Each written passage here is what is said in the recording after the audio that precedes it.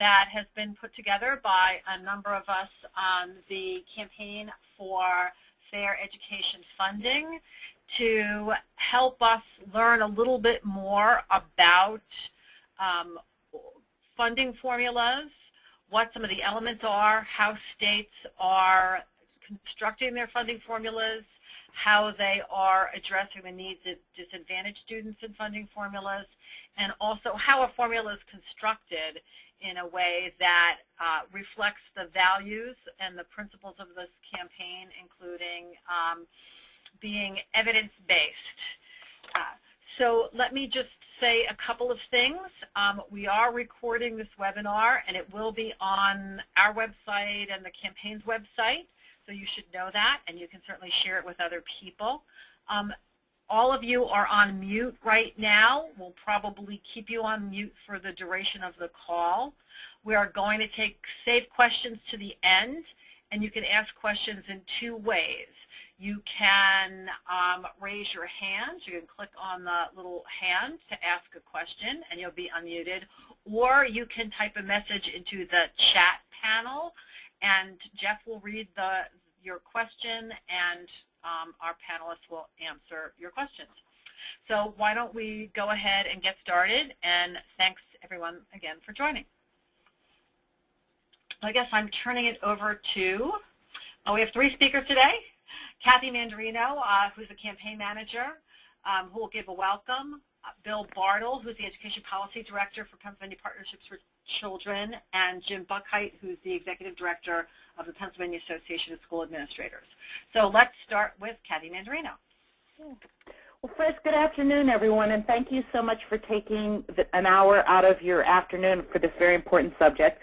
Let me thank Sharon Ward and Jeff Garris from the Pennsylvania Budget and Policy Center, both for their substantial and logistical support, and Bill Bartle from Pennsylvania Partnerships for Children and Jim Buckheit from PASA for taking time out of not only to present, but to do all the prep work to present to us.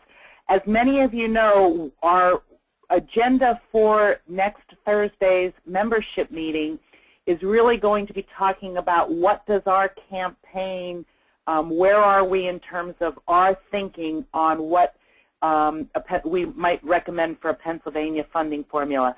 And we realized after the last meeting that we really all came to this issue from very different places.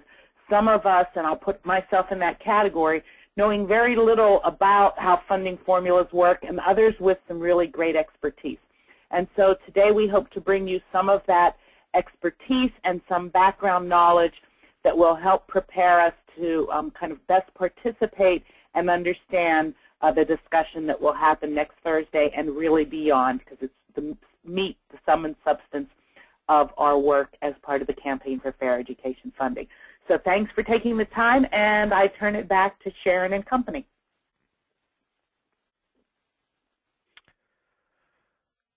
Okay, this is Jim. Good afternoon, everyone. What you're seeing now is the 2014-15 state education budget. This gives you a good perspective on the various funding streams that flow to school districts. And what we will be concentrating on today is the large blue part that represents basic education funding. That's the largest appropriation, and that is the formula. The distribution of that appropriation is what we will be focusing in on. But it's important to note that there are numerous other funding sources that go to school districts in a variety of ways. And if you would go to the next slide, I can illustrate. Oh, we're missing out of order there. So I'm looking for the slide, various ways states provide funding to their public schools. There we go. Okay. So that pie chart you just saw, the blue, large blue section illustrates the proportion of the basic education funding allocation that goes to school districts. But there are other funding appropriations that are also distributed in formulas such as special education line item, Ready to Learn block grant, which was formerly the accountability block grant. And then there are several reimbursements, such as school districts are reimbursed for their pension costs for their retirement funding. And that is done on a reimbursable basis, so the school districts send a report in to the Department of Education every quarter, and they will then be reimbursed the following quarter for whatever portion they are eligible to receive from for part of their retirement payments. They also get subsidies for transportation, for food service, for school construction is another big one, and also for school health services. That actually health services appropriation is not out of the Department of Education, it's out of the Department of Health.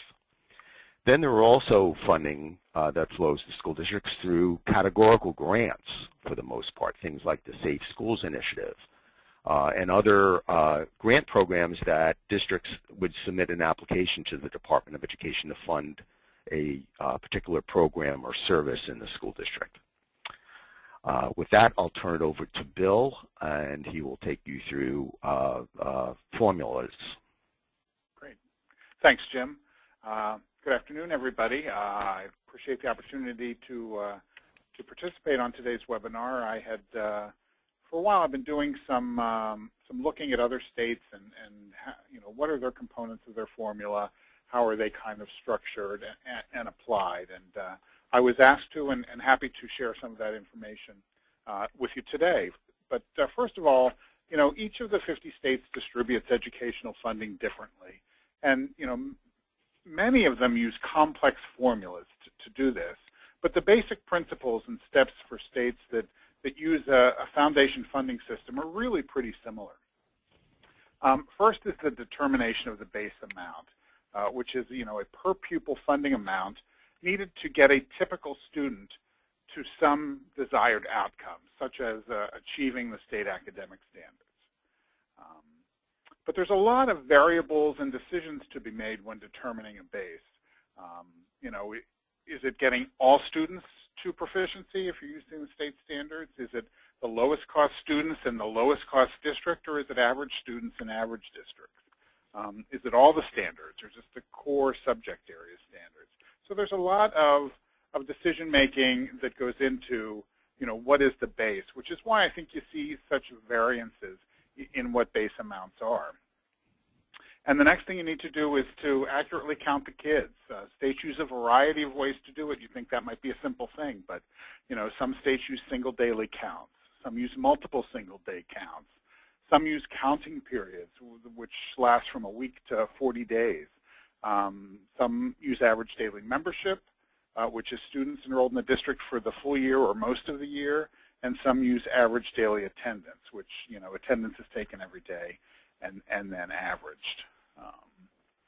But the majority of states, I think about 16 of them use average daily membership to count students, and the other one that a number of states use is single day count. 13 states use that. So after you count the students, then you apply the weights to the students. And certain populations of students require additional funding to meet state standards and are given a weight or a multiplier designed to target education funds to these populations. To calculate then the district funding amount, you would take the base amount times the number of kids times the student weight, and that would give you the district funding target. And finally, because funding public schools is a shared responsibility between the state government and local community, school district factors such as community wealth and tax effort and district size, to name a few, are used to accommodate the differences among school districts and also to affect the amount of funding needed to help ensure that all students have an equal opportunity for educational success. Next slide, please. Okay, so let's take a look at some student weights. There are 36 states in the country that use a poverty or a poverty-at-risk student weight, and these weights range anywhere from 0.05 to 0.97. But when you look at the weight, it can be deceiving because it is based on what the decisions and the methodology used to develop the base amount. Now, a poverty weight, I think that's pretty straightforward. It captures low-income students. But states also use at-risk low-income, and that has different meanings in different states. In some states, it's synonymous with poverty. In others, it includes low-income students and/or students scoring at lower levels on state assessments. Some states include pregnant and parenting teens. Some highly mobile students, such as homeless students or students in the foster care system or students of migrant or military families in that weight. So, it has different meanings in different states, too, which makes it, challenging to compare states. And there's also different measures to identify poverty. Currently, by far, free and reduced lunch is the most used measure to identify poverty. But there are changes coming to this federal program, and states may need to look at some alternative ways to identify poverty. Some states use census, some states use TANF. Vermont uses students and families that receive food stamp benefits. So there are a number of ways, and it gives you different levels, depending on the method you use to measure it. And most states with foundation formulas use multiplier weights, but a few use flat amounts. A weight is typically a percentage of the base amount that is added to the base to address the additional cost of educating special populations of students. So, for an example, if a state has a base amount of $10,000 and a 0.5 student poverty weight, the district would receive, the $10,000 base plus $5,000 for the student weight for poverty students, or $15,000 per low-income student. With flat amounts, instead of a percentage of the base, a district would receive a flat amount for low-income students. For instance, Massachusetts districts get an additional $2,600 per low-income student. And the challenge with flat amounts is that if the base is increased due to a COLA or some other reason, there's no percentage increase with a flat amount. You've got to go in and change that amount to keep up with that. And also, research shows that the concentration of poverty in a school district also impacts and is an important consideration in education funding formulas, and is a component in many states' formulas. Research has found that in districts with high concentrations of poverty, kids do worse, including kids from more affluent families. And conversely, low-income students who attend non-high poverty schools do better than low-income students in high poverty schools.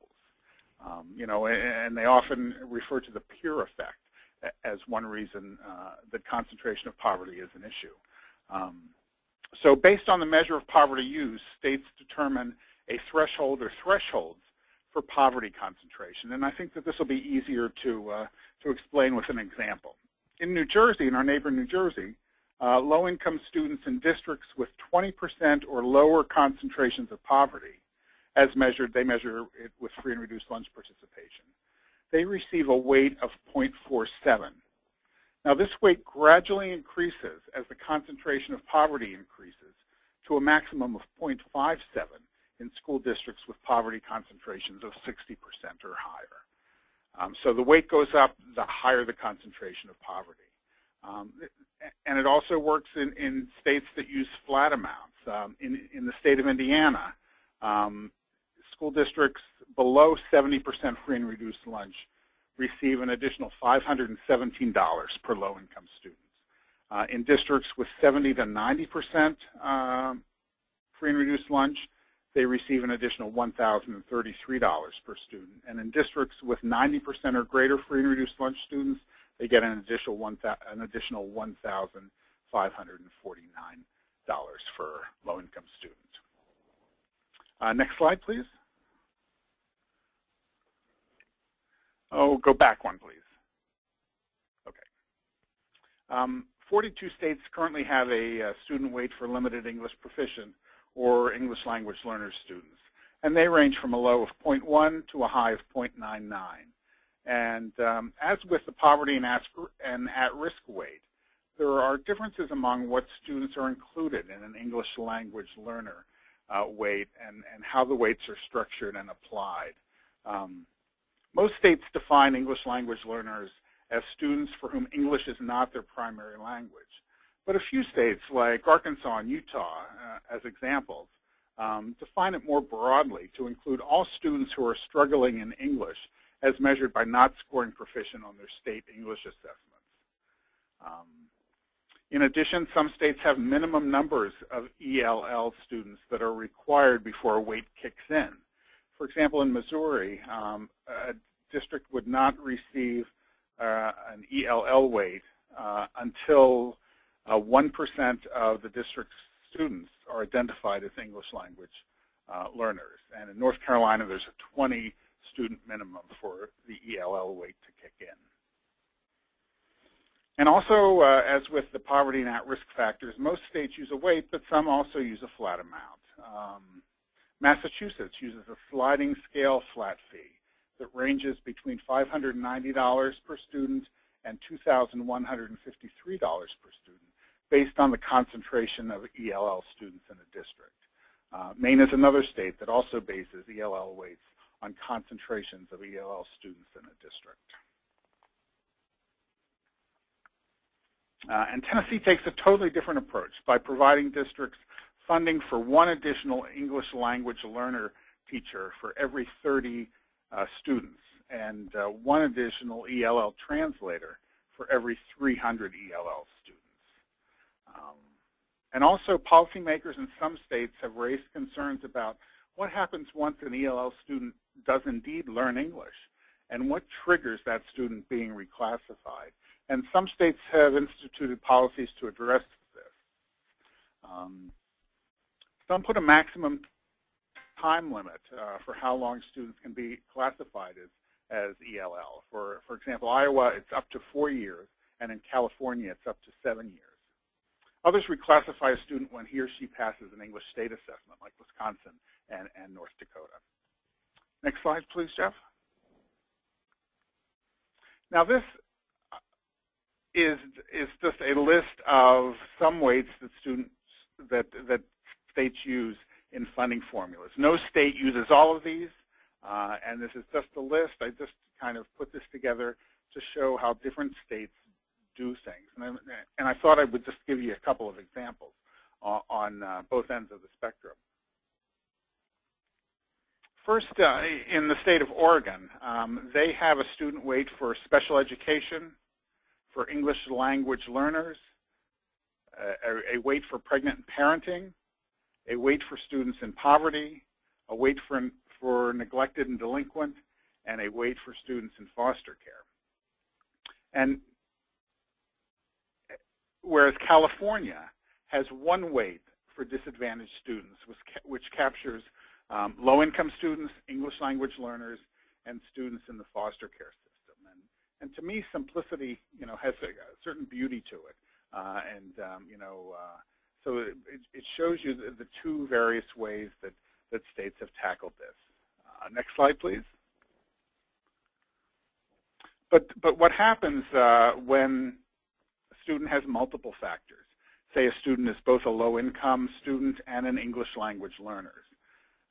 There are a variety of ways that states address this issue, which is called compound weighting. In some states, the two weights are simply added together. For example, if a state had a weight of 0.5 for low-income students and 0.25 for ELL students, they would be added, and for a English language student that was low income, the weight would be 0.75.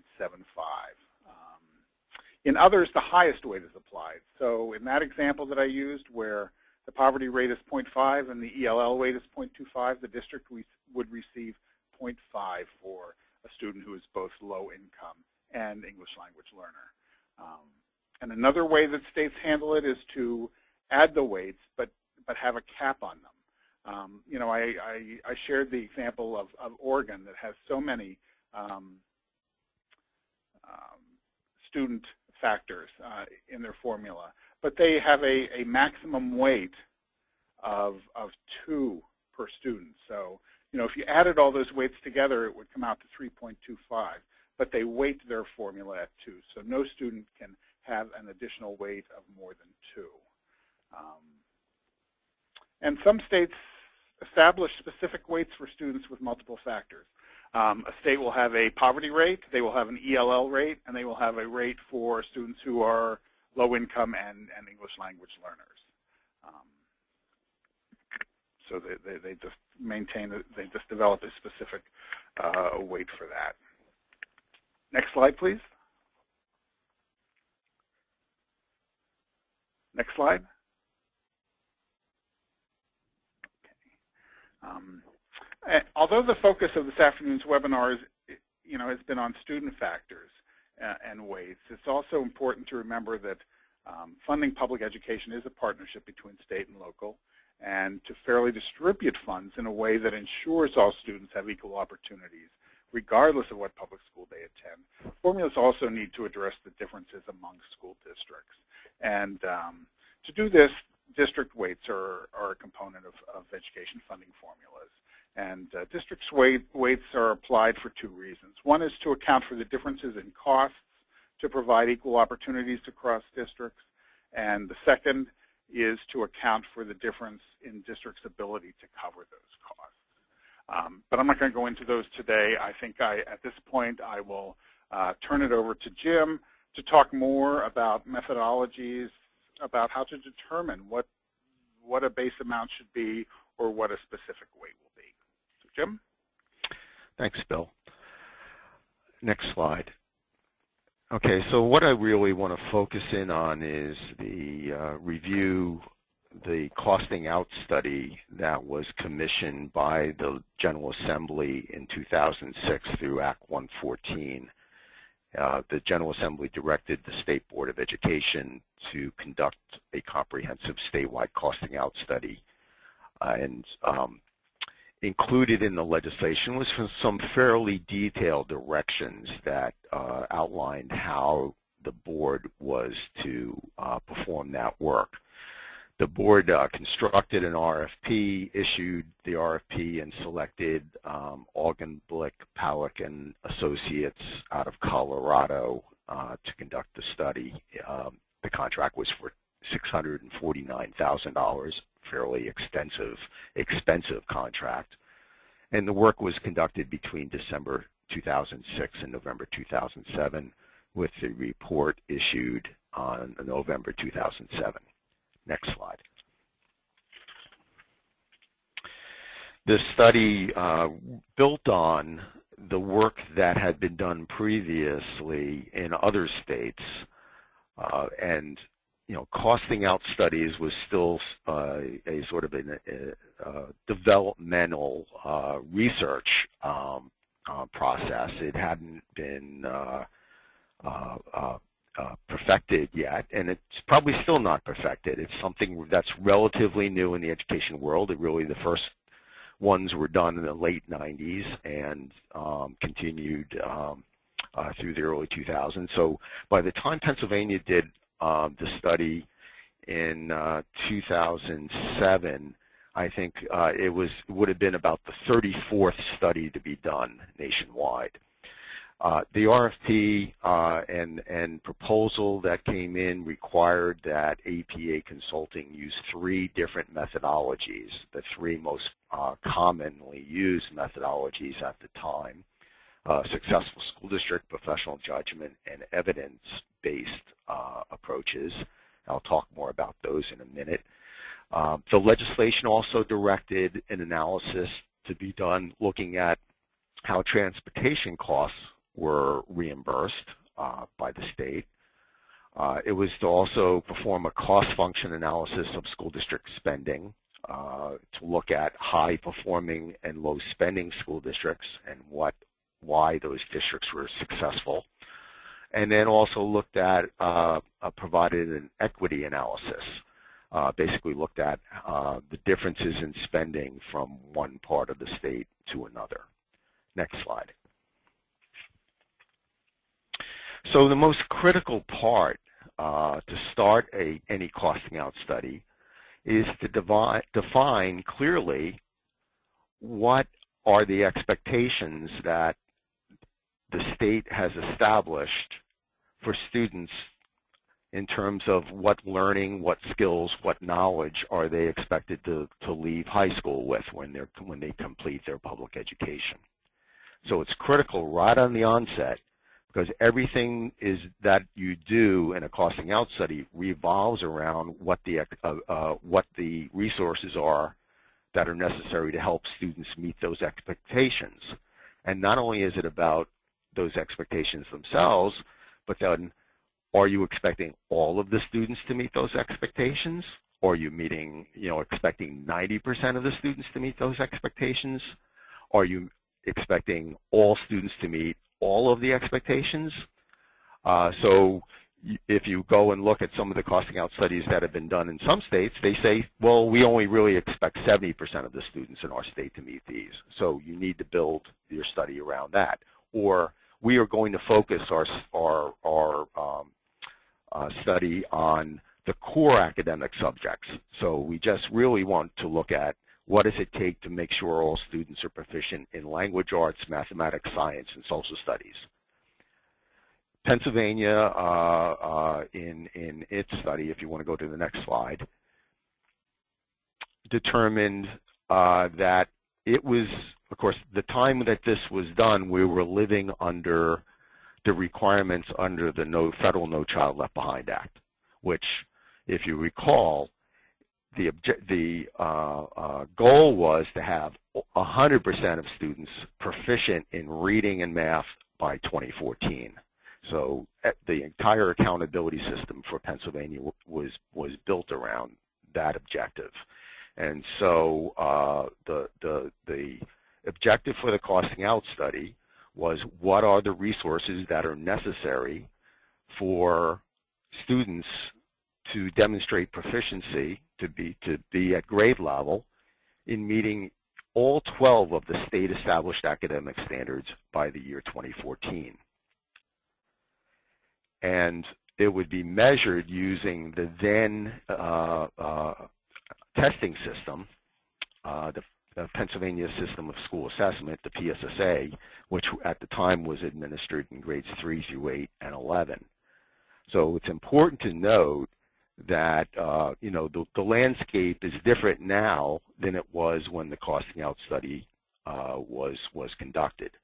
Now that we have different academic standards for language arts and math, we're now under the Pennsylvania core standards, which are quite a bit different. There are some similarities, but they're probably more rigorous than the previous standards. And we also replaced the 11th grade PSSA tests with Keystone exams, and also have a new high school graduation requirement that's kicking into gear in the year 2017. So the landscape, the basis for under which a study, if you conducted it today, would likely be a little bit different than the study that was conducted in 2007. Next slide, please. So when you look at how do you determine adequacy, how do you determine what is necessary to have 100% of the students meet 100% of the state standards by a given time period? So the costing out study used 3 different methodologies. I mentioned them earlier. Successful school district approach. That is looking at school districts who are already very close to meeting that objective, or are showing growth on being on a trajectory to meet that objective by the time period selected, which in this case was 2014. So we had 67 school districts were identified as meeting the absolute standard. That's meaning they were already very close to meeting the 2014 objective. And another 21 school districts were shown to be on a trajectory to meet the requirement by 2014. And there was some overlap between the two. So in total, there were 82 school districts in the state that were identified as being successful school districts. And I'll talk a little bit more about how those costs were determined, what the adequacy amount is that was determined based on that approach in a moment. But it's also important to note that the base cost, that Bill talked about earlier, that baseline number that you start with in the formula from the costing out study, that was derived from the successful school district approach. The professional judgment approach is an approach that uses teams of educators to who are given an assignment saying, you have a school building of 300 students. 50 of those are students with disabilities, 25 are English language learners, 100 are from low-income families, and sort of what are the tools, what are the staffing requirements, what are the number of books, how many classrooms, how many counselors, how many school nurses, what are the things that you need to get those students to where they need to be in terms of academic success.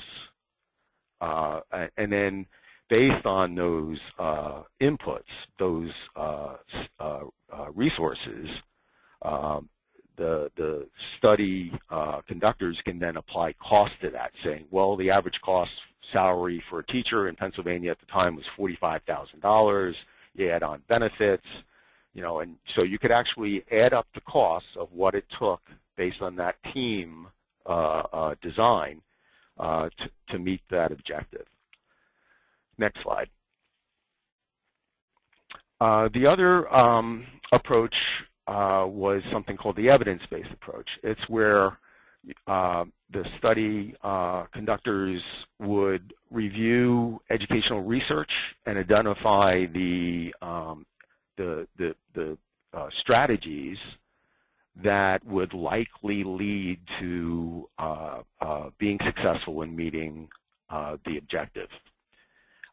Those strategies were then put in front of a panel of about 45 educators, business leaders, school board members, educators meaning teachers, principals, and school administrators, to go through and on an online simulation and select those that they believe, given Pennsylvania's unique circumstances, were likely to produce the desired result.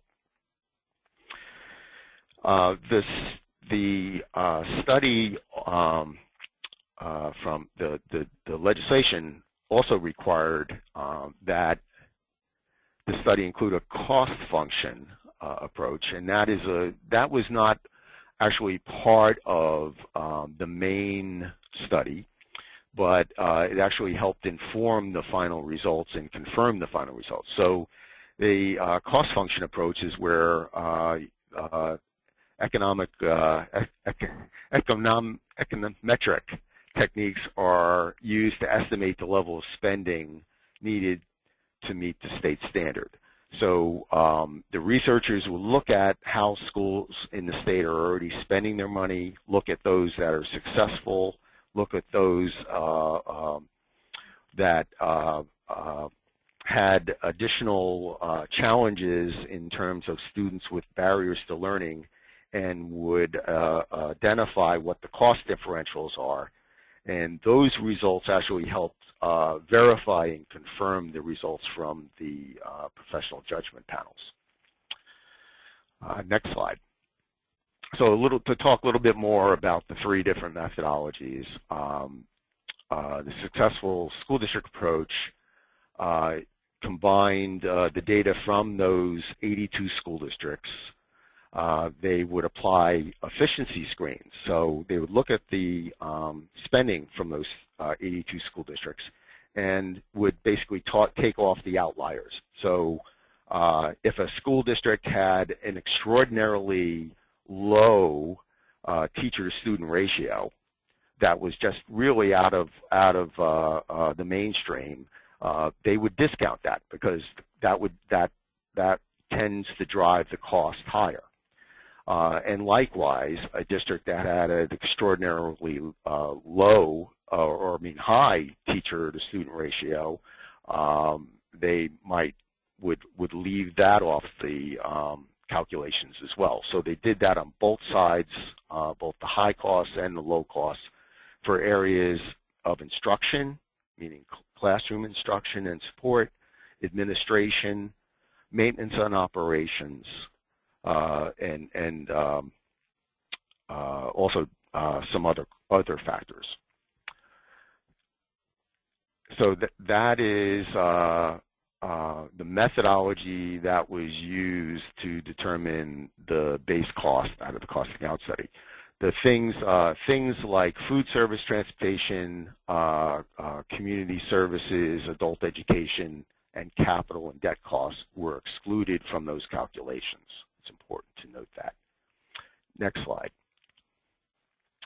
The professional judgment approach, as I said earlier, basically assembles panels that look at or given a hypothetical school building or hypothetical district to determine, given the circumstances of that particular hypothetical model, the educators on the panel would design a school that would minimally be required to meet the objectives, the student learning objectives. One thing that the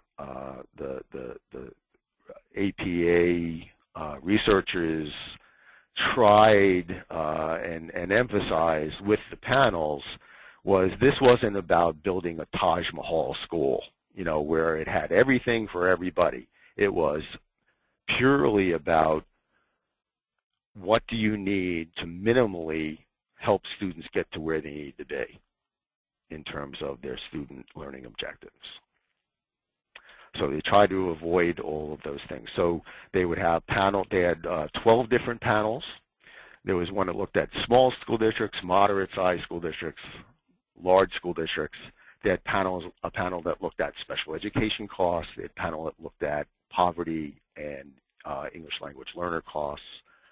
And then they would have panels that looked overall at the entire results across the state to verify and sort of give it another set of eyes to make sure that the work appeared to be accurate and on target. Next slide.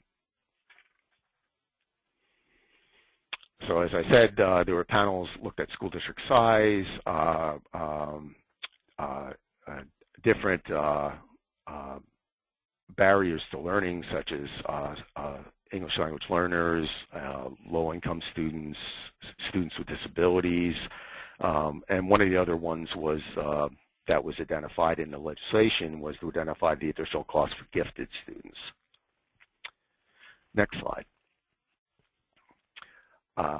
The evidence-based approach, again, it's the research-based approach where strategies are identified and then prioritized by a panel that selected those that are likely to lead a school to success. And then based on those strategies that are selected, there are costs estimated for each strategy and tallied up and then adjusted based on the different district conditions such as the size of the district and the student population. Next slide. So as Bill talked quite a bit about was the weights, and in the Pennsylvania Costing Out study, the weights that were derived were based on the work of the professional judgment panels and then were validated based on the evidence-based methodology. Again, it looked at what additional staff, equipment, materials, and resources were needed to support the various types of students with differing barriers to meeting the state standards. And then those additional resources you could assign costs based on salaries, materials, operating costs, and support. And then those additional costs could be turned into weights. Next slide. So the results of the study was that the base cost based on the data, so the study, there's always a lapse in availability of data. The study was conducted in 2007. The most recent data that they were able to access and use uniformly in the study was from 2005-06. So based on that, they determined that the base cost, that would be the amount that a school district of average size for the average student without any barriers to learning, that they would need $8,003 to help that student be proficient in all 12 of the state academic standards. And based on that, the adjustment factors that Bill talked about, so the student adjustment factors, the costing out study determined that the poverty weight should be 0.43. Special education weight, 1.3. English language learner weight would be a minimum of 1.48, but it would be adjusted based on district size. I'm going to talk about that a little bit more in a moment. And gifted, similarly, would be adjusted based on the district enrollment size and would start out with a minimum of 0.2.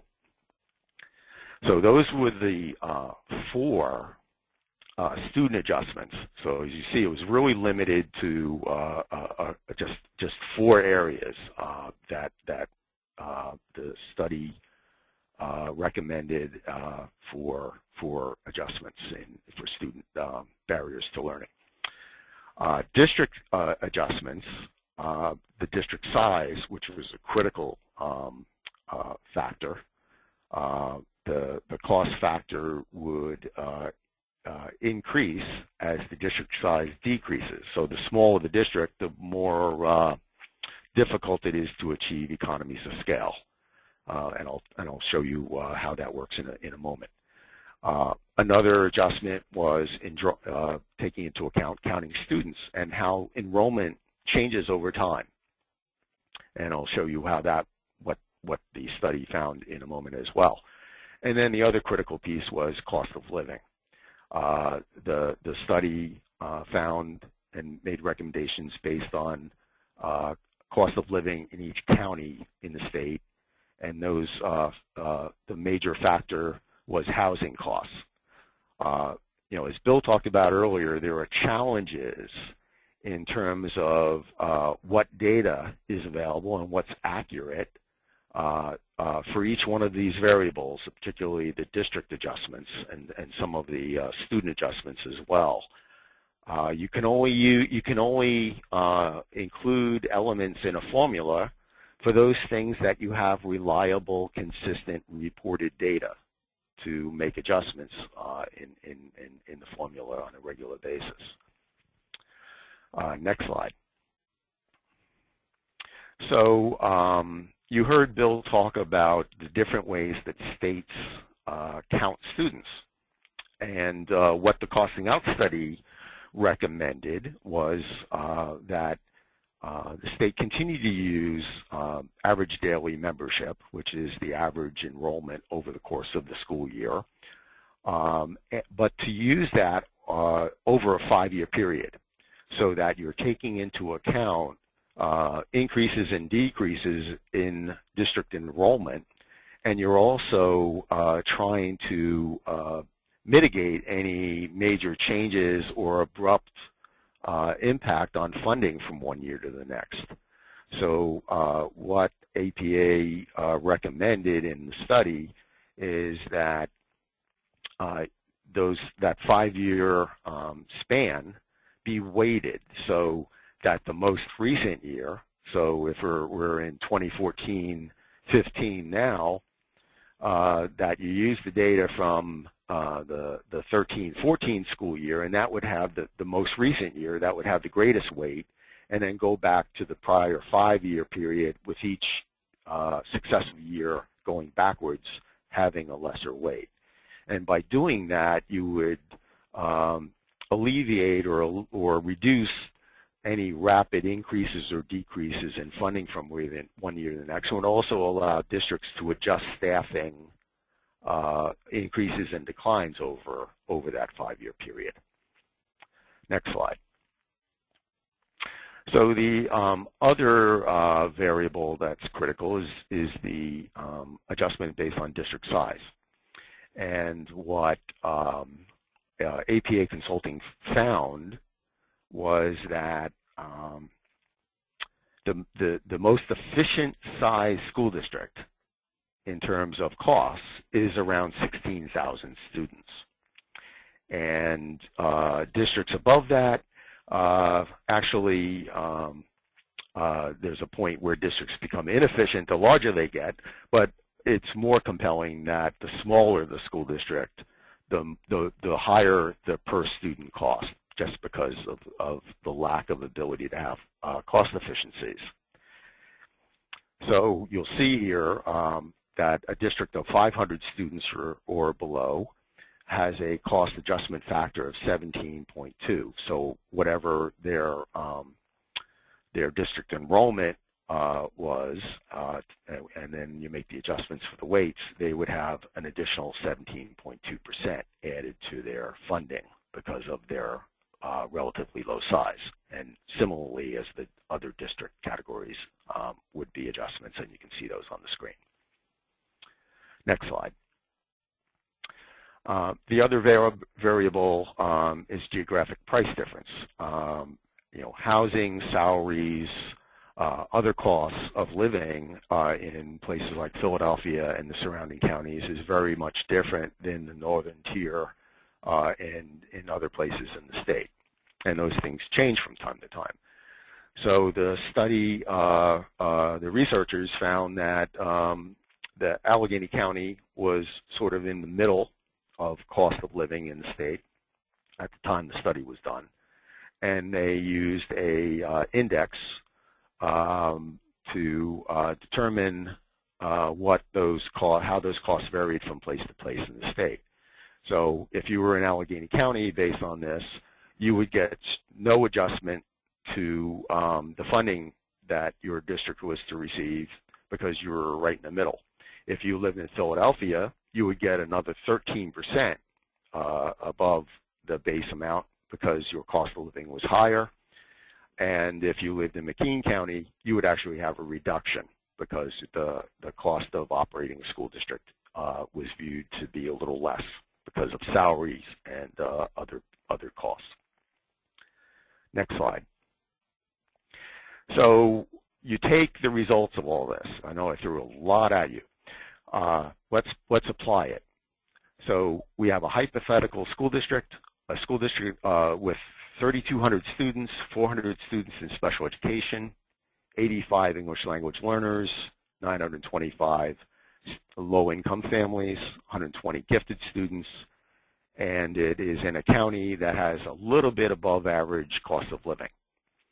So here's how you would calculate if you the adequacy funding for that school district.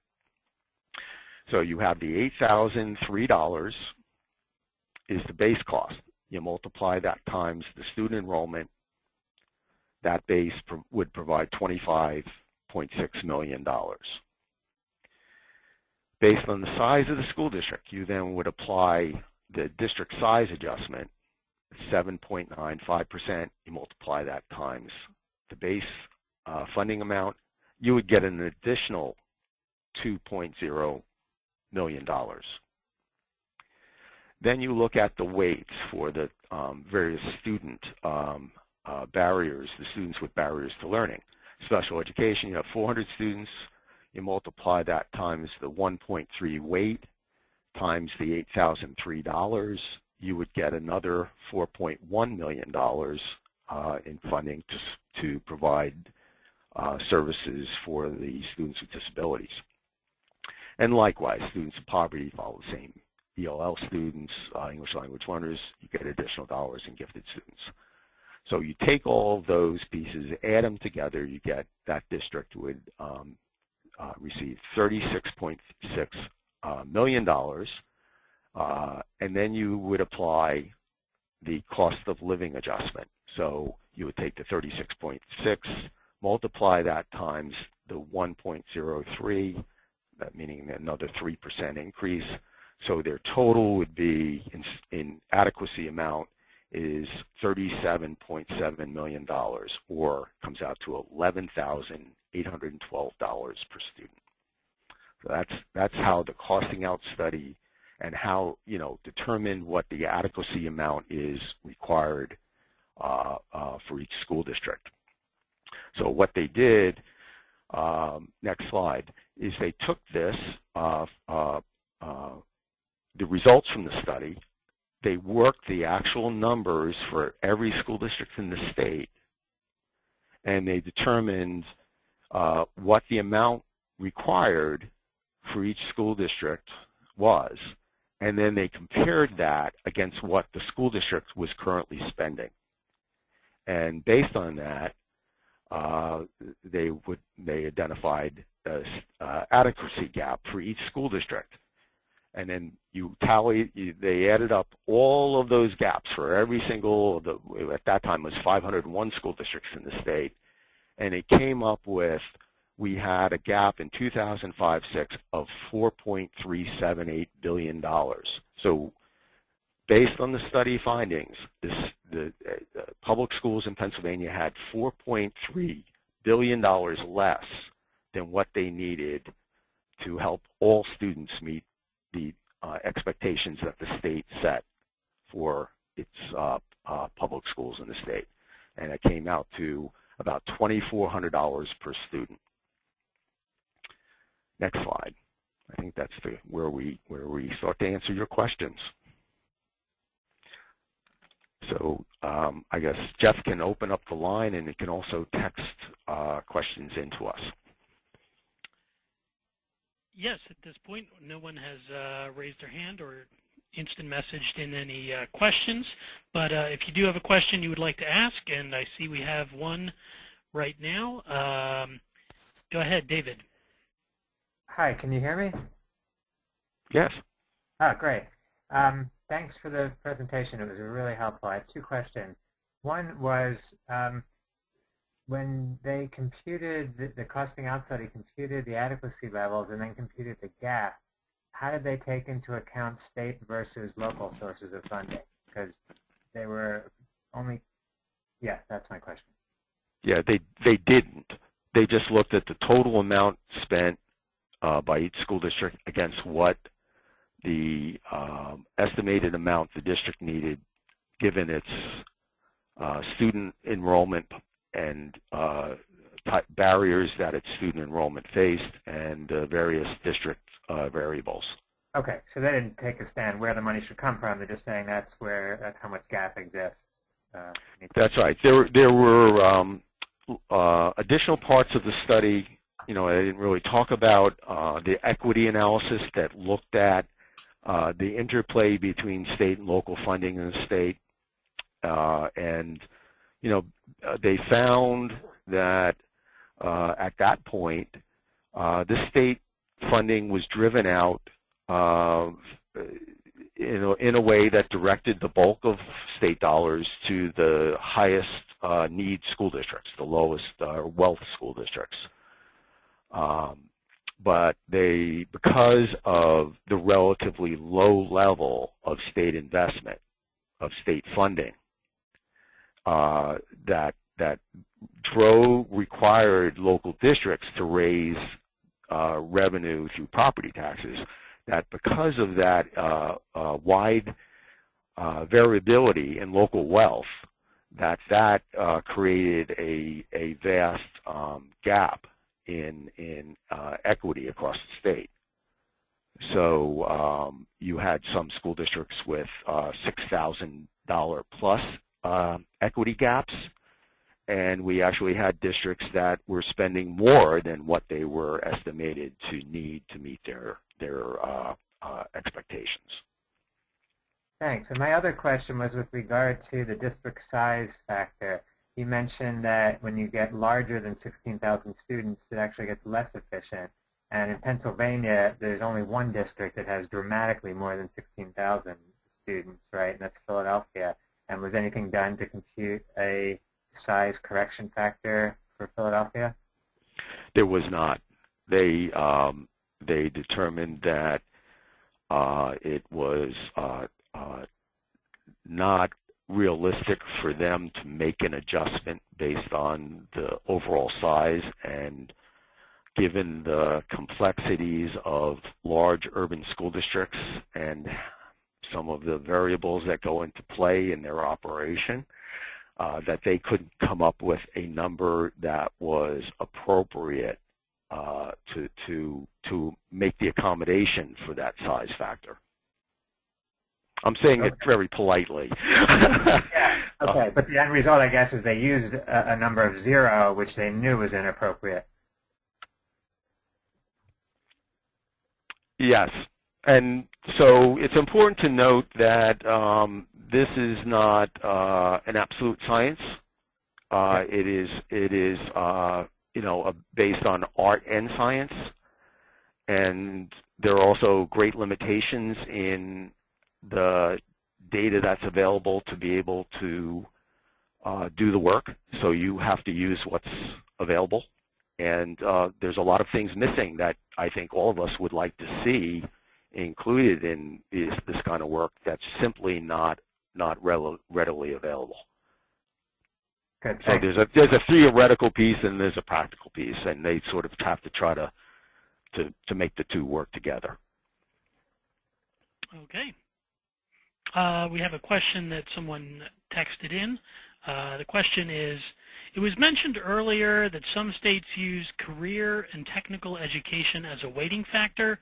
Which states do that, and do you know how it works? I don't know exactly which states they are, but it works just like any of the other weights would. They would determine a cost for career and technical education students, develop a weight, and then apply it to the formula. In Pennsylvania, though, as Jim mentioned, career and technical education is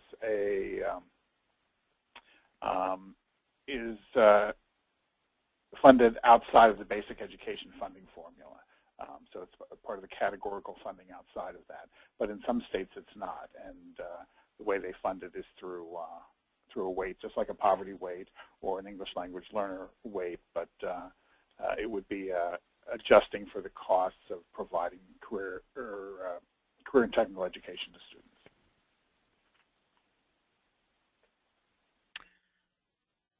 Any other questions that anyone has? I don't see any that have been texted in. I don't see any hands raised, but if you have a question you want to squeeze in here at the end, go ahead and click on the hand.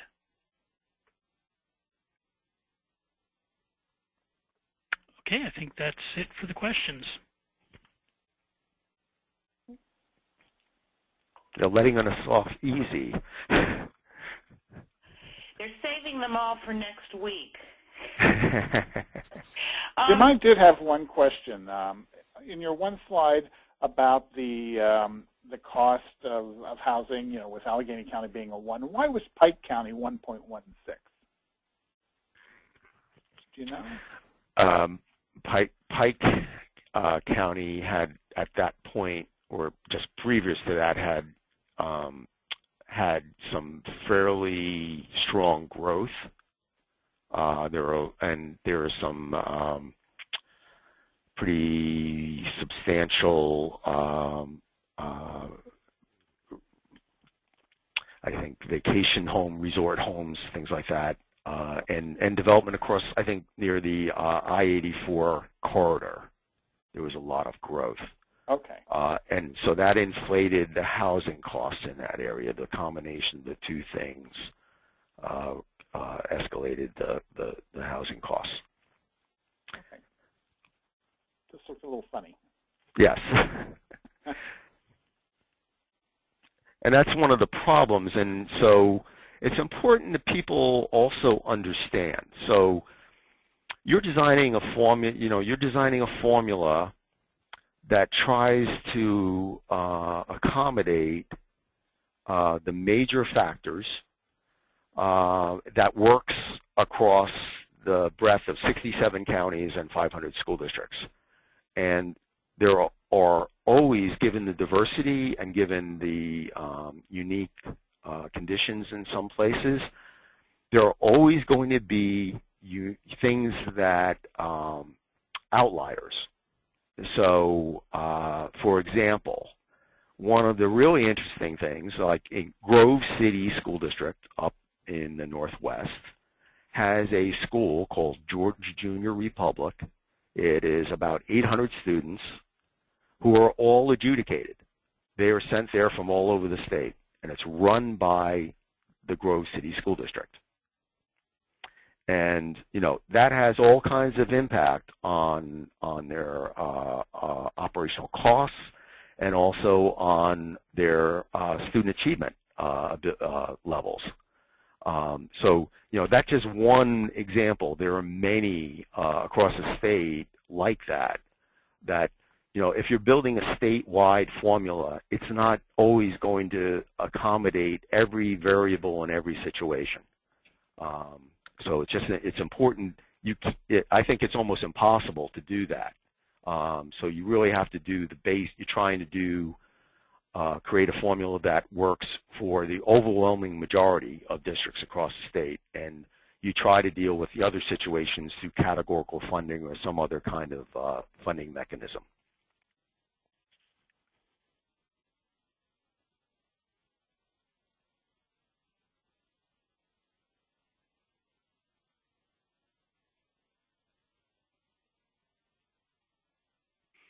Okay, I think all of the questions have been answered, so I guess we want to wrap up.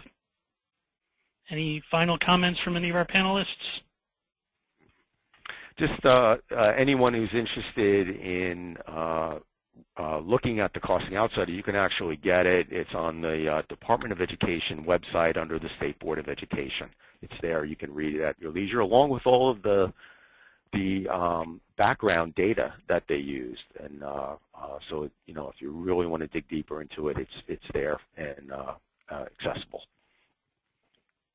Okay. Thank you so much, everyone, for participating. Thank you to our panelists. We will be making this available for viewing online. Again, thank you all for participating. Thank you.